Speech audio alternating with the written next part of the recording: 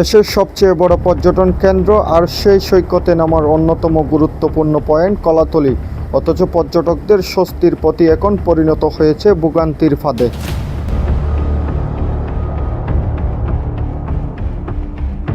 সমুদ্রের ঢেউ দেখতে আসা মানুষদের স্বাগত জানাচ্ছে না কোনো শৃঙ্খলা, বরং চোখে পড়ছে দখল, বিশৃঙ্খলা আর অব্যবস্থাপনার নগ্ন চিত্র।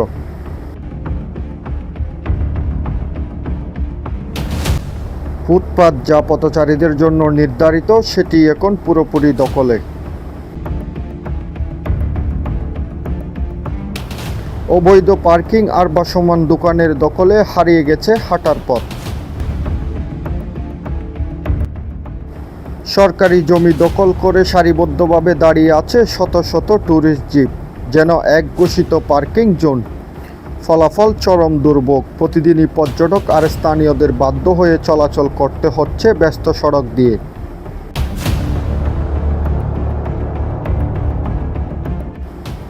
বাড়ছে দুর্ঘটনার আশঙ্কা, তৈরি হচ্ছে যানজট।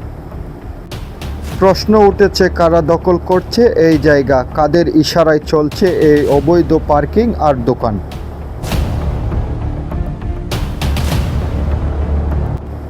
আর কেনই বা নীরব সংশ্লিষ্ট কর্তৃপক্ষ? স্থানীয়দের অভিযোগ, দীর্ঘদিন ধরে চলছে এই দখলদারিত্ব। মাঝে মাঝে উচ্ছেদ অভিযান হলেও তা স্থায়ী সমাধান আনতে পারছে না। পর্যটনের প্রাণকেন্দ্র যদি এমন দখল আর অব্যবস্থাপনায় আটকে থাকে, তাহলে প্রশ্ন থেকে যায়, কক্সবাজার কি তার সৌন্দর্য ধরে রাখতে পারবে? এখনই সময় কার্যকর পদক্ষেপের।